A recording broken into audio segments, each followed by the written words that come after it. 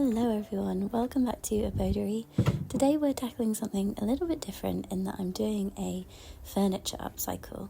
I found this small cabinet by the roadside one day when I was picking up my little boy from nursery, and it sat for about 18 months in our kitchen, upside down because one of the legs is broken. And honestly, I just haven't really had any time to tackle this project. It felt like a really big one that needed a lot of time and thought to go into it. But thankfully, finally in the summer, I found that I had a little bit more of a stretch of time and I was able to have a go at turning this into something that can work in our house. Through this last spring and summer, I had to really slow down on creating. You know that I'm pregnant, and honestly, it was making me really sick and tired, and I wanted to be present with my family during the summer. But slowing down was really hard to do. It was the right thing for sure, but we live in a world that values achievement and ticking things off a list and adding value. Slowing down to spend time with your family doesn't fit neatly into that box, so it can actually feel really hard to do less. And I also came to realise that whilst I love creating for social media for you guys, it was sucking a lot of the joy out of creating for me. So I found that I was constantly looking for quick projects that would have a quick result and be able to be posted quite quickly. And so projects like this one, where I had to sand this for nearly 2 days. It took an awful lot of time, and it's much harder to do that kind of project when you're feeling like you need to keep up with this constant treadmill of content creation. So slowing down over the summer was the perfect time to give this a go and to really soak in the whole process. Sanding is not the most fun thing to do, and you'll see that I did, like I said, an awful lot of it. But the process was really rewarding, seeing the wood be transformed from the way it was, kind of scratched and old and dull and a little bit lackluster, into something fresh and new was really wonderful. And I love that process of taking something old and a bit broken and giving it new life again.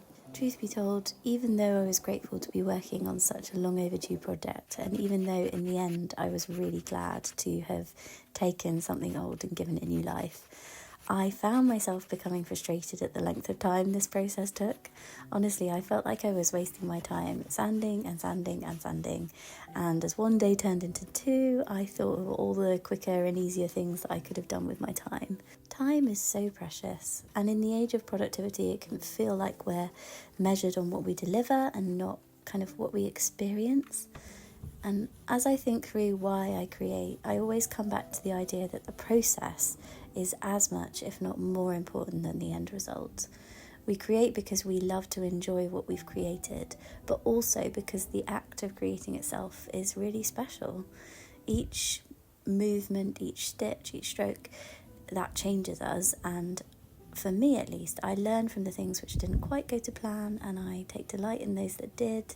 And as I persevere through the frustrations of creation, I learn things like resilience and patience and so on.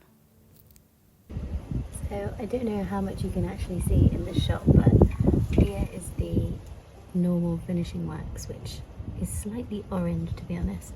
And then just here I've added the lime wax, which needs to dry for 15 minutes, but I think at this point I'm definitely leaning towards the lime wax, just to give it a more neutral, less orangey finish.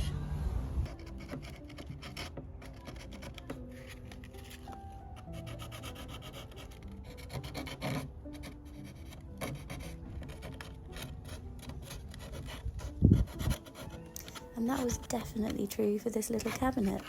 Once I saw what it looked like all sanded, it felt so wonderful. It was such an achievement to see that all of those hours of painstaking sanding into little crevices were totally worth it. And I mean, even the process along the way was really special. So seeing the wood come new underneath your hands is really lovely.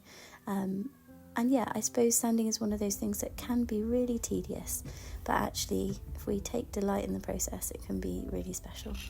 Once all of that sanding was finished, I wanted to make sure that I covered this lovely wood piece in some sort of wax, but I had the fear that after all the sanding, the wax that I put on top would just come up kind of orangey and dark brown the way that the original one was. So I tested a couple on the back and actually decided in the end to go for a liming wax. If you don't know what liming wax is, it's essentially a wax that has, I think it has lime in it, and it is almost white, and the idea is that the whiteness of the wax kind of sits between the wood grains and provides a kind of lightness to the wood that you wouldn't usually get with a wax or a stain. So this was great because it meant that I was protecting the piece and allowing it to be a bit more durable, protecting the wood and so on, and making sure that all of my hard work sanding would not go to waste. But also I was making sure that the wood would not come out orangey or too yellow. So I was really happy with how this turned out. Putting it on was a little bit difficult because it was hard to see where I'd put it. It's actually easier to see on camera, so you might notice where I've missed spots. But yeah, I was really happy with how it turned out in the end, and I was glad that I tested a couple and took the time to really work out what was going to work well for this cabinet. One of the things that really delights me about antique furniture is that you never quite know what past life something has had, and that is certainly true of this cabinet. If you see it open, then you might be surprised. Like, it doesn't look like anything you might have seen before. It opens by the lid flipping up at the top, and it's most reminiscent to me of like a record box or some kind of music storage box. It's also got like a plastic hook in the top, which makes it look like it used to hold some kind of musical instrument or some kind of equipment. And I would love to know in the comments if you've got any ideas what this would have been in a former life. I find it so intriguing, and I just love to imagine who might have had this in this house. I just love to imagine what kind of former life a piece like this might have had, whose house it might have been in, who might have enjoyed it, what might have lived in it. It's so fascinating to think that pieces of antique furniture like this have had a whole other life before they even came to us, and hopefully were well loved and cherished before they ended up on the side of the road. And this poor little piece very clearly had been either well loved or not loved, because one of the legs had fallen off, and so an obvious job for us to tackle was to make sure that we popped that leg back on again and did it in a way that was really secure. So we used a combination of both wood glue and then also drilled a pilot hole and then a screw right down into that leg so that it was really secure.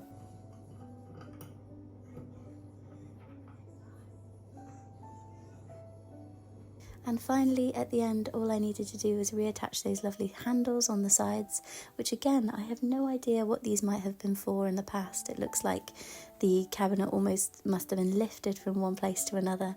And finally, this is how the cabinet turned out in the end.